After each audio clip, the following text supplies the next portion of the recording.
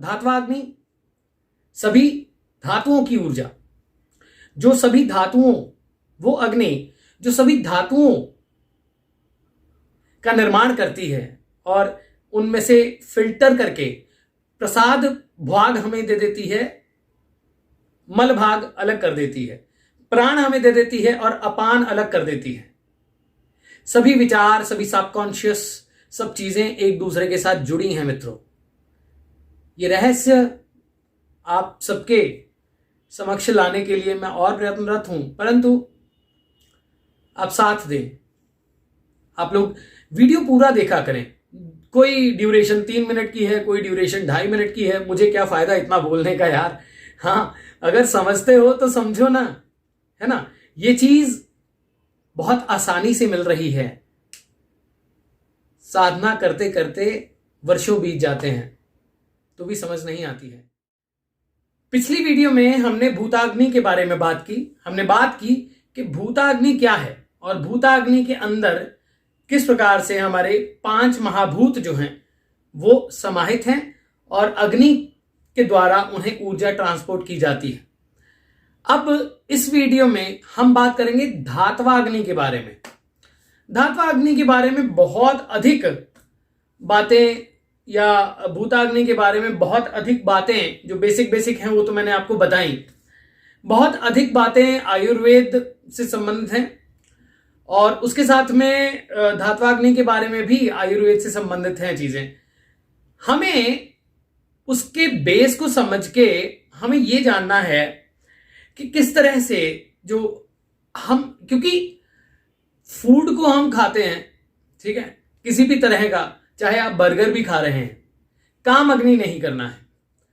ऐसे ही मंत्र जाप भी जब आप करते हैं, चाहे आप ह्रीम कर रहे हैं, चाहे श्रीम कर रहे हैं, काम अग्नि नहीं करना है, ठीक है।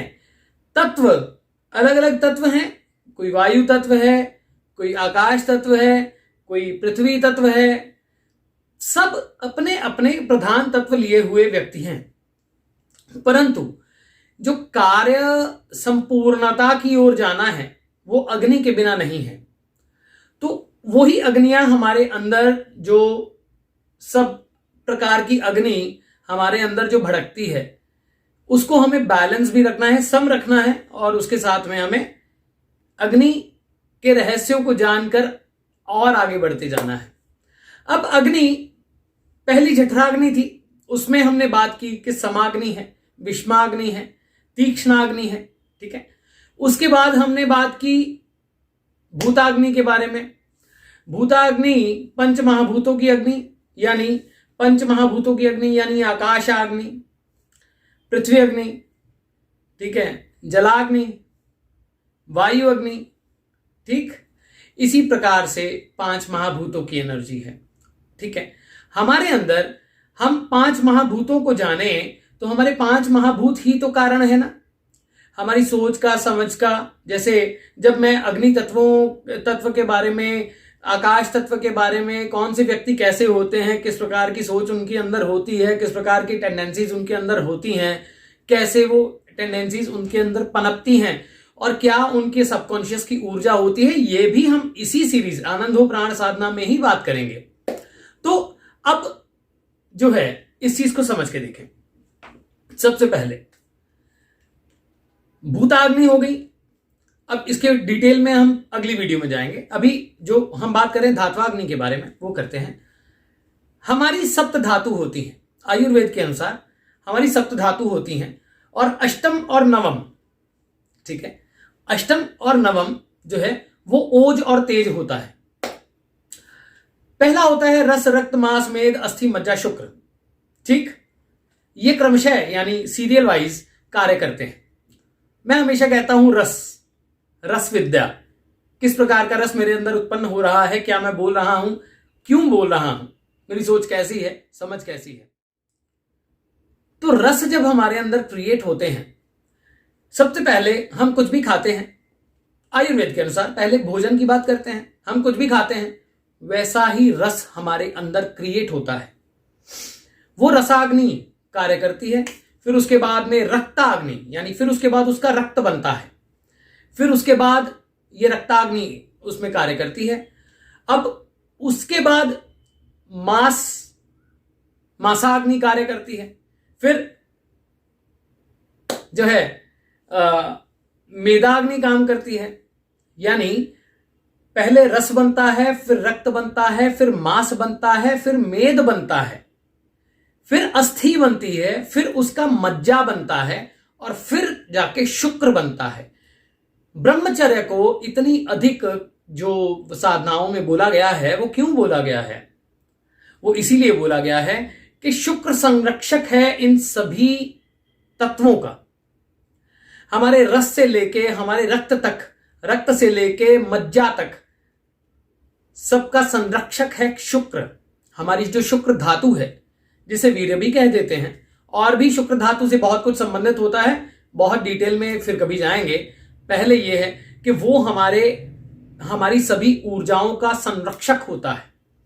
तो वो उसका संरक्षक जो शुक्र है, वो उसकी अपनी कोई अग्नि नहीं है, वो स्थिर है, वो केवल संरक्षण है। अब उसके बाद में वो आगे लेके जाता है, उसको कहते हैं ओज और तेज। फिर इनको भी ओज और तेज धातु ऐसे मानते हैं। तो जब मैं, याद होगा आपको कि मैंने 9 डायमेंशंस की पहले बात की, 9 दुर्गाओं की बात की, 9 चक्रों की बात की, 9 एनर्जी सेंटर्स की बात की, ओज और तेज की बात की। जो मित्रों ने वीडियोस नहीं देखी हैं, नवरात्र के बारे में मैंने बात की है, मैंने नवार्न मंत्र के बारे में बात की है, वो सब बातें जो हैं मैं करता रहता हूं, तो आप प्लीज उन वीडियोस को जरूर देखें। तो वो जो सप्त धातु है हमारी, वो हमारा पोषण करती है। शुक्र उसका संरक्षक है। जीवनीय शक्ति का शुक्र, यानी शुक्र धातु जो हमारी है, वो संरक्षण करती है। और वो जो धात्वाग्नि है, वो सभी धातुओं को जो है पुष्टि देती है। यानी हमने कुछ खाया, उसके बाद वो धीरे धीरे जठराग्नि ने अपना काम कर लिया, फिर उसके बाद में भूताग्नि ने अपना काम कर लिया, फिर धात्वाग्नि जो है सभी धातुओं को जो ट्रांसपोर्ट करती है, सभी धातुओं का निर्माण करके हमारे शरीर में पोषण देती है। यह है धात्वाग्नि। अब हम आगे रसाग्नि, इन अभी हमने बात की कि रसाग्नि, रक्ताग्नि, मांसाग्नि, अस्थि अग्नि, है ना, मेदाग्नि, मज्जाग्नि। तो हम इसके आगे और एक बात करेंगे, वो क्या है कि सभी जो हमने पहले बात की, प्रसाद और मल, यानी अपान का रहस्य और प्राण का रहस्य। किसी भी भोजन को जब हम लेते हैं तो जो भी वेस्ट होता है, जो बचता है, वो अपान होता है, उनका अपना मल होता है, जो कि किन्हीं अलग अलग तरीके से, कोई वात बनता है, कोई कफ बनता है, कोई पित्त बनता है। ये बहुत डिटेल की बात है, परंतु हमें प्रसाद और भोजन, यानी प्रसाद और मल, इसको जरूर समझना है। ठीक है, तो सब अपने अपने तरीके से कार्य करते हैं, तत्व भी और मंत्र जब हम जाप करते हैं तो फिर उसके अंदर, हमारे अंदर शक्ति जो बननी शुरू होती है, तो वो इसी तरह से उसका भी प्रसाद, एक प्रसाद भाग होता है, एक मल भाग होता है। ठीक है, और साधकों के अंदर मैक्सिमम होता क्या है, मल भाग ज्यादा बनता है, प्रसाद भाग कम बनता है। क्यों बनता है प्रसाद भाग कम? क्यों बनता है भाई? कारण, क्योंकि हम फॉरेन एनर्जीज को भी अट्रैक्ट करते हैं, फॉरेन विचारों को, यानी जो हमारे विचार हमारी साधना के लिए बने ही नहीं है, पर हम उनको अट्रैक्ट करते हैं। क्यों करते हैं?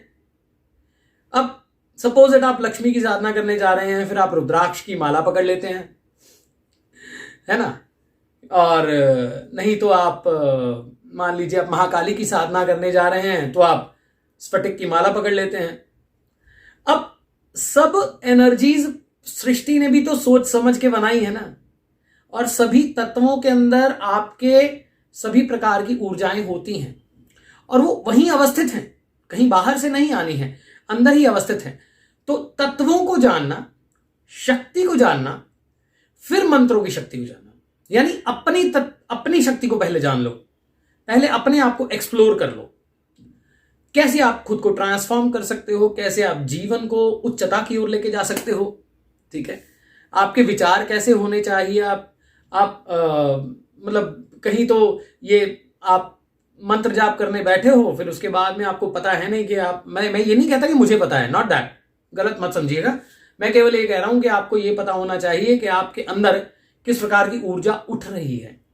हर मंत्र की अपनी ऊर्जा होती है, उसी प्रकार की ऊर्जा आपको अपने अंदर अवस्थित करनी होती है। आपको उस एनर्जी के साथ रिदमाइज करना होता है अपने आप को। आज के लिए इतना ही, फिर बात करते हैं। और धात्वाग्नि, सभी धातुओं की ऊर्जा, जो सभी धातुओं, वो अग्नि जो सभी धातुओं का निर्माण करती है और उनमें से फिल्टर करके प्रसाद भाग हमें दे देती है, मल भाग अलग कर देती है, प्राण हमें दे देती है और अपान अलग कर देती है। सभी विचार, सभी सबकॉन्शियस, सब चीजें एक दूसरे के साथ जुड़ी हैं मित्रों। ये रहस्य आप सबके समक्ष लाने के लिए मैं और प्रयत्नरत हूं, परंतु आप साथ दें। आप लोग वीडियो पूरा देखा करें। कोई ड्यूरेशन 3 मिनट की है, कोई ड्यूरेशन 2.5 मिनट की है, मुझे क्या फायदा इतना बोलने का यार। हाँ, अगर समझते हो तो समझो ना, है ना। ये चीज बहुत आसानी से मिल रही है। साधना करते करते वर्षों बीत जाते हैं तो भी समझ नहीं आती है।